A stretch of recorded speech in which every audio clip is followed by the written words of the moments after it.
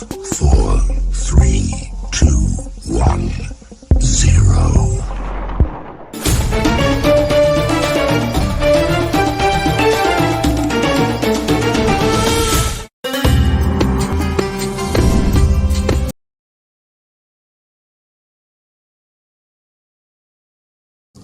Jadi apakah Ismul Azam? Apa itu yang dimaksud dengan Ismul Azam?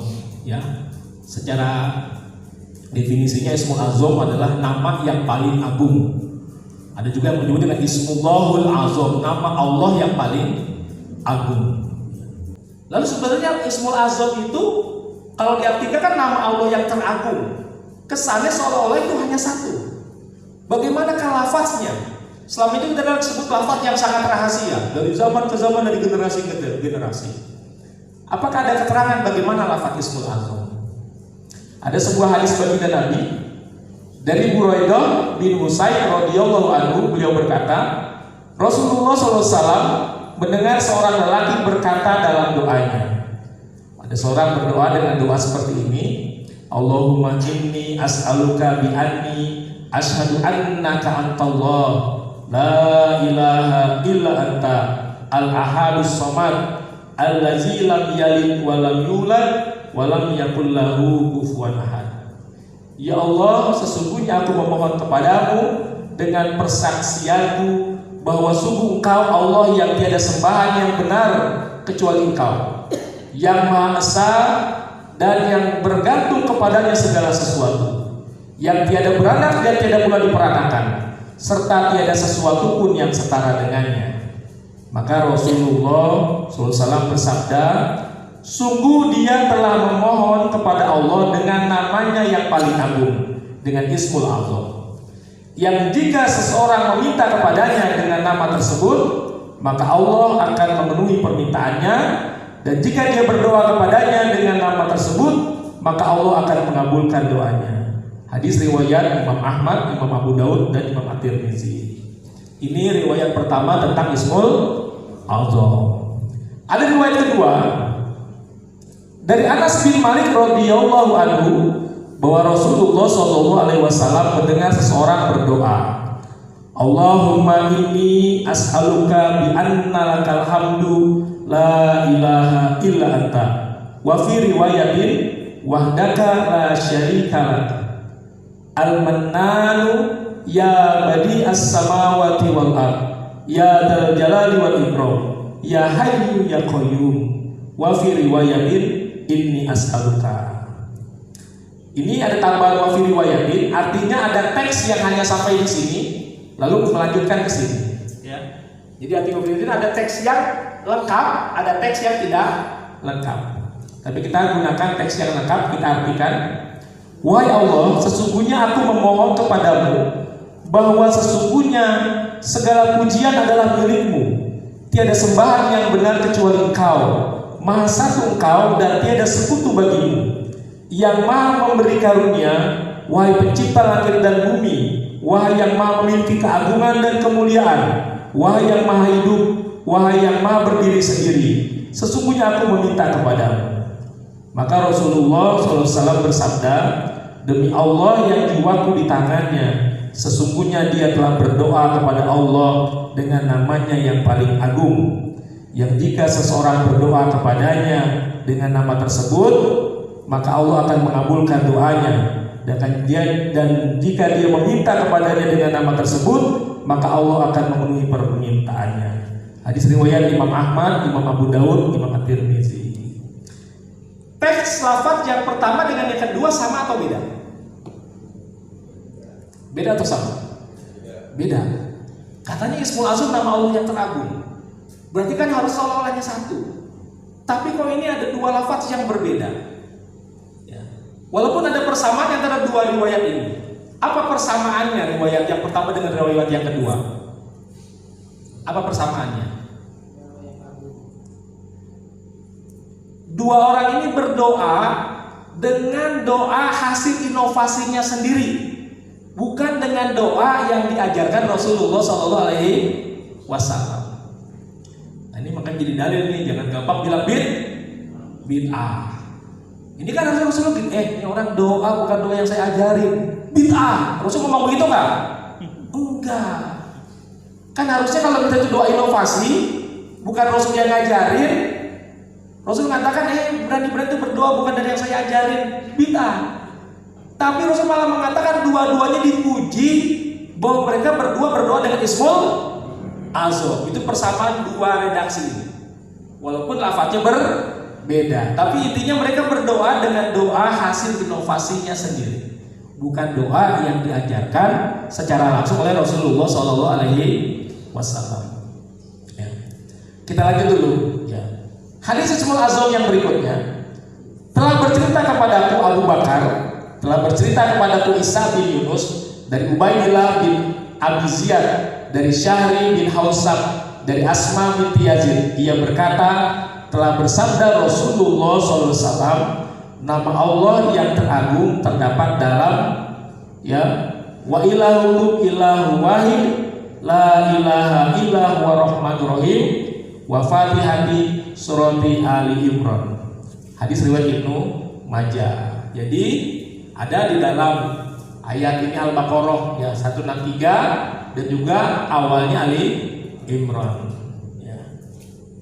Nah, hadis berikutnya dari Abu Umamah Al-Bahili radhiyallahu anhu bahwa Rasulullah SAW bersabda, sesungguhnya nama Allah yang paling agung terdapat dalam 3 surat dari Al-Quran, surat Al-Baqarah, Ali Imran, dan Toha. Jadi Nabi ngasih bocoran lagi bahwa Ismul Azam itu ada di antara ayat-ayat dalam surat Al-Baqarah, ada di antara ayat-ayat dalam surat Ali Imran, ada di antara ayat dalam surat Toha. Ini hadis riwayat Ibnu Majah dan Al-Hakim. Kemudian seorang tabi'in, kalau tidak salah ini mungkin nama kunyahnya Al-Qasim, mungkin Al-Qasim bin Muhammad bin Abu Bakar. Karena yang terkenal itu, tapi saya lacak ini apakah itu sama? Saya belum mendapat kepastiannya, Pak. Apakah Abu Abdurrahman Al-Qasim itu sama dengan Al-Qasim bin Muhammad bin Abu Bakar? Itu seorang tabi'in yang sangat faqih, terkenal. Itu cucunya Abu Bakar Siddiq. Tapi bisa saja ini nama kunyahnya, ini nama aslinya. Ya. Jadi intinya kemungkinan seorang tabi'in yang saya sebutkan tadi, yang Al-Qasim bin Muhammad bin Abu Bakar. Abu Abdurrahman Al-Qasim mengatakan, aku pun mencarinya dalam Al-Quran. Ternyata di surat Al-Baqarah ada di awal ayat kursi, Allahu la ilaha illa huwal hayyul qayyum. Kemudian di surat Ali Imran ada di ayat kedua, sama juga kan lafaznya, Allahu la ilaha illa huwal hayyul qayyum. Tapi kalau berdasarkan ini, berarti ini dari awal, wa fatihati surati Ali Imran, dari alif lam mim Allahu la ilaha illa huwal hayyul qayyum. Karena dari pembuka. Jadi dari alif lam mimnya nyambung ke Allahu la ilaha illa huwal qayyum. Kalau berdasarkan hadis itu aja. Tapi kalau ini Nabi hanya mengatakan ada di Al-Baqarah, Ali Imran, dan Toha. Kemudian ini keterangan dari seorang tabi'in. Dan di surat Toha ada di ayat ke-111, wa natil wujuhu lil hayyil qayyum. Lalu semua wajah tertunduk kepada yang maha hidup dan berdiri sendiri. Ini dari silsilah as-sahihah. Nah, kalau kita rangkum seluruh riwayat tadi, ternyata ini lafaz-lafaznya.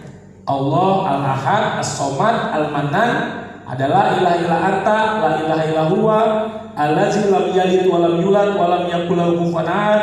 Ada ya badi as-samawati wal ard, ya dzal jalali wal ikram, al-hayyu al-qayyum ar-rahman ar-rahim. Ini lafaz-lafaz Ismul Azam kalau kita kumpulkan tadi semua riwayat. Begitu. Jadi walaupun dikatakan nama yang teragung, lafaznya nggak cuma satu, lafaznya banyak. Walaupun kemudian para ulama mengatakan semua lebih sepakat Ismul Azam nama Allah itu sendiri. Karena nama Allah itulah yang merangkum, pemilik semua nama yang lain. Allah adalah pemilik Asmaul Husna. Maka semua nama milik Allah Subhanahu wa taala. Walaupun para ulama mengatakan, ada yang mengatakan bahwa Ismul Azam adalah nama Allah itu, lafzul jalalah itu sendiri. Tapi kita lihat pendapat para ulama secara mayoritas, jumhur ulama. Bagaimana pendapat para ulama tentang Ismul Azam? Para ulama mengatakan Ismul Azam adalah nama-namanya yang mengandung semua sifat kesempurnaannya dan kemuliaannya.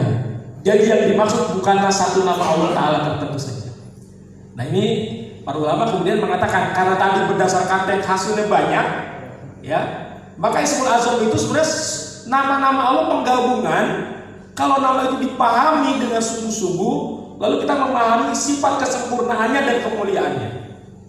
Jadi ketika digabungkan seperti tadi redaksi yang pertama dan kedua itu kan penggabungan, ya, itu jadi bukan hanya satu lafaz saja.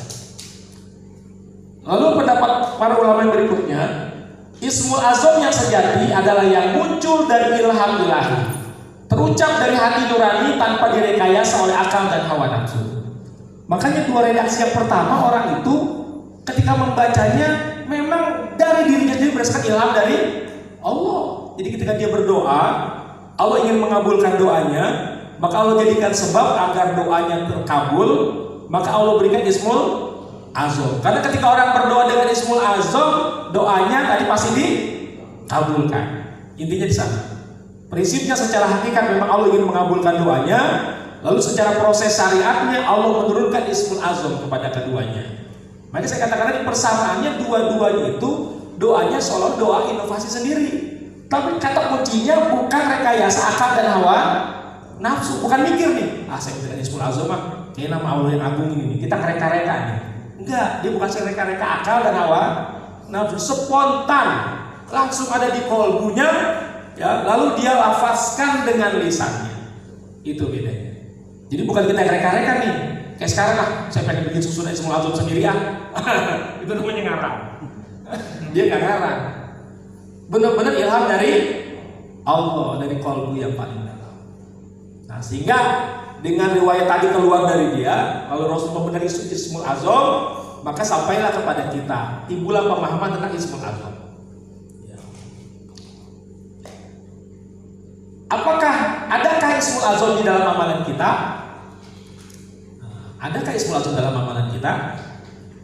Kalau berdasarkan lafaz sesuai hadis, ya insya Allah amalan yang paling mencerminkan ini adalah tawasul. Tadi kan Ismul Azam lafaznya ada banyak ya kan? Ini lafaznya Ismul Azam. Kalau kita tawasul, baca Fatihahnya 7 minimal. Sudah ada nama Allah, ada nama Ar-Rahman Ar-Rahim enggak? Ada. Kita baca Al-Ikhlas ada Al-Ahad As-Samad enggak? Ada. Ya, lalu kita baca wa ilahukum ilahu wahid, ya juga ada Ar-Rahman Ar-Rahimnya. Ya, lalu kita baca ayat kursi ada la ilaha wal hayyul qayyum. Allahu la ilaha illa huwa. Jadi kalau berdasarkan ya lafadznya yang berdasarkan hadis tadi yang sangat banyak, maka amalan kita yang mengandung Ismul Azam adalah tawasul. Kalau berdasarkan makna yang hakiki, ya, bahwa tadi penggabungan semua asma dan setelah terkandunglah sifat kesempurnaan, ya, dan kemuliaan Allah, maka itu ada pada zikrullah. Apalagi zikir kita adalah zikir yang ditalkinkan oleh guru mursyid. Yang ketika mentalkinkan guru murid itu meletakkannya bukan hanya di wilayah kolbu. Kita tahu kan ada lapisan kolbu, dalamnya kolbu ada fuad, dalamnya fuad ada lagi sagof, ada sagof ada lub, dalamnya ada sir. Di mana guru meletakkan talqin zikir? Di dalam sir. Bukan hanya di lapisan kolbu. Kalau lapisan kolbu ini resonansinya setara dengan alam malakut. Kalau zikir kita hanya mentok di kolbu, ya itu hanya di alam malakut. Tapi kalau zikir kita sama sekali nggak melibatkan kolbu, itu mentoknya di alam mulki.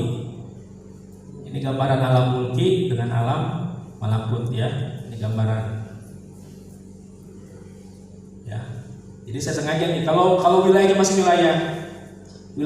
wilayah jasad, ya. Kalau ibadah kita masih wilayah jasad saja, maka setara dengan alam mulki. Ketika kita tembuskan ke kolbu, ya, maka ibadah kita sampai ke wilayah alam malakut. Kalau ini perjalanannya internal, semakin kecil semakin ke dalam. Resonansinya semakin luas. Ya. Karena alam mulki ini wilayahnya bentangannya di bawah langit pertama.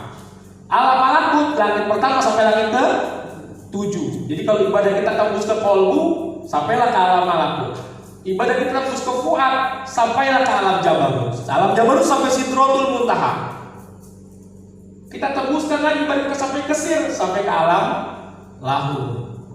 Jadi resonansinya ketika semakin ke dalam, resonansinya semakin luas. Alam yang paling luas, alam lahul. Makanya zikir yang seperti itu setara dengan Ismul Azam.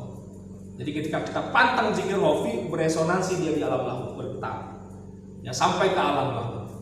Nah, itu pasti zikir yang setara dengan Ismul Azam. Nah, kalau berdasarkan ya dengan ini kan dengan makna hakiki berarti zikrullah. Kalau dengan pemahaman manqobah yang tadi sudah kita baca, apa amalan kita sesuai dengan pemahaman manqobah yang dianggap mengandung Ismul Azam? Apa itu? Robito.